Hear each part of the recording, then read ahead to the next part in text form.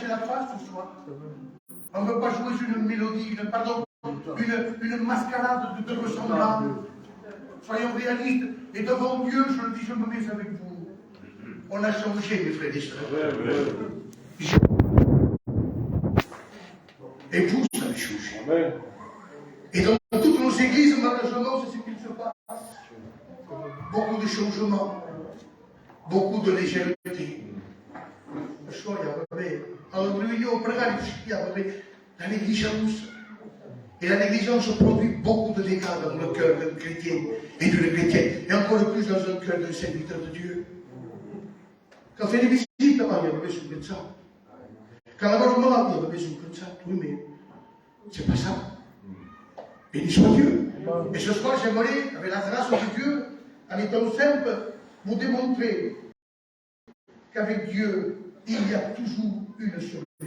Amen. Parce qu'il est très important pour l'Église de savoir que si on a perdu certaines choses, certaines valeurs de Dieu, ce soir, on peut le retrouver. Et je ne veux pas parler des trois, mais simplement d'une qui m'a parlé en particulier. C'est celle de cette femme qui perd la drame dans sa maison. Béni soit Dieu. Amen. Et moi, j'ai noté sur mon papier quelque chose de simple. Elle ne fait pas une prière par excellence. Elle ne fait pas des gestes différents. Quelque chose de simple. La Bible dit que lorsqu'elle perd Abraham, qu'est-ce qu'elle fait? Elle fait premièrement, elle allume la lumière. Béni soit Dieu. Et lorsque la lumière est venue, lorsque la lumière éclaire la maison, elle prend un balai. Mais ne se contente pas que de la lumière et du balai. Mais la Bible dit, et elle cherche jusqu'à temps qu'elle trouve. Béni soit Dieu. Et c'est ça le point fort.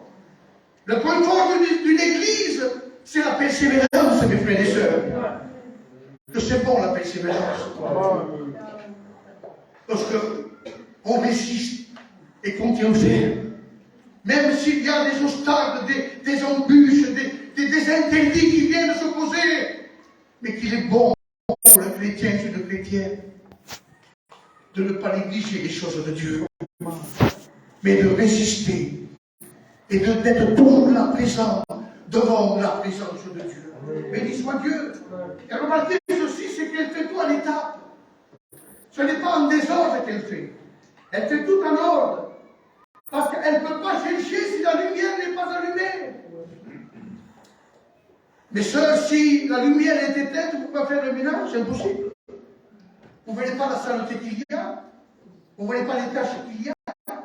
Où c'est qu'il faut nettoyer, où c'est qu'il faut passer la toile. Il faut premièrement, par ordre, allumer la lampe. Béni soit Dieu. Amen. Deuxièmement, elle prend le balai. Et remarquez ceci, il ne dit pas un aspirateur. Parce que de nos jours, c'est le modernisme maintenant, c'est l'aspirateur.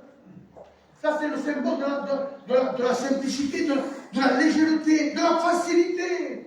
Pour l'âme, on fait que ça. Balayer, c'est différent. C'est déjà des efforts qu'il faut faire. Béni soit Dieu. Et ça, c'est l'image de l'Église.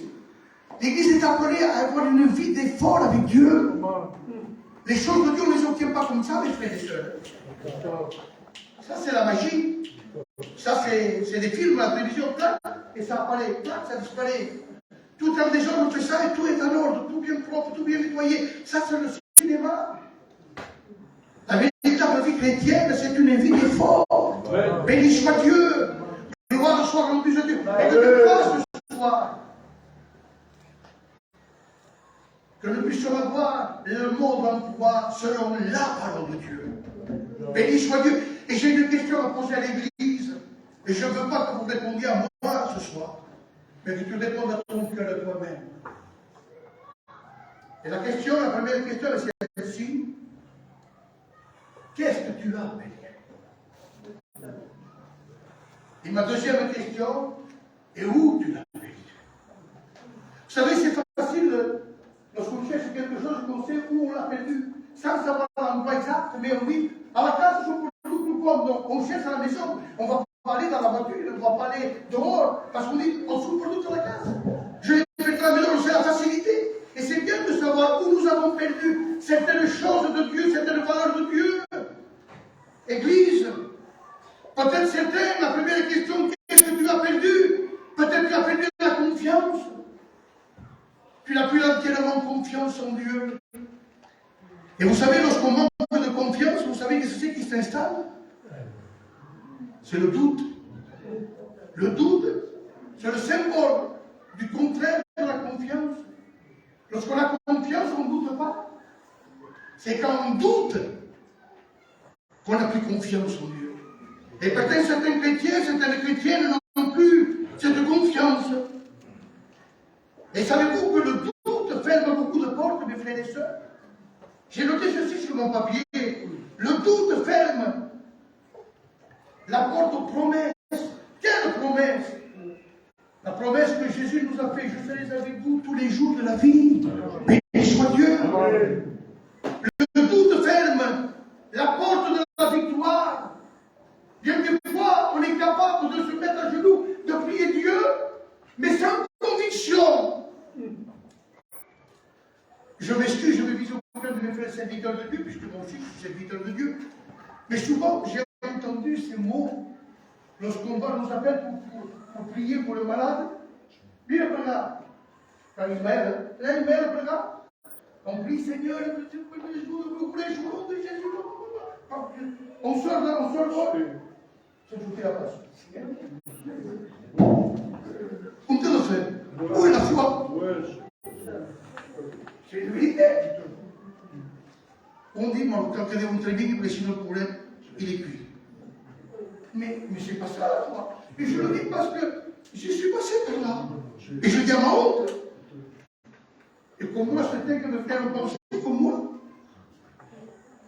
C'est pas ça la foi. Béni soit Dieu. Certains ont perdu et ont fermé la porte de la foi, des promesses, de la confiance. Et je voulais en citer. Je voulais te poser une deuxième question. Où est passé le feu de ton premier amour? Alors on peut ça. Où est passé le feu de ton premier amour? Rappelle-toi l'amour que tu avais pour Dieu. Je me tourne vers certains frères parce que j'ai eu le privilège, j'avais la grâce de Dieu pendant 2 ans d'être responsable de cette vie et je savais l'équipe que j'avais avec moi. Et je veux vexer personne, Dieu m'a dit, mais où est passé cet enthousiasme?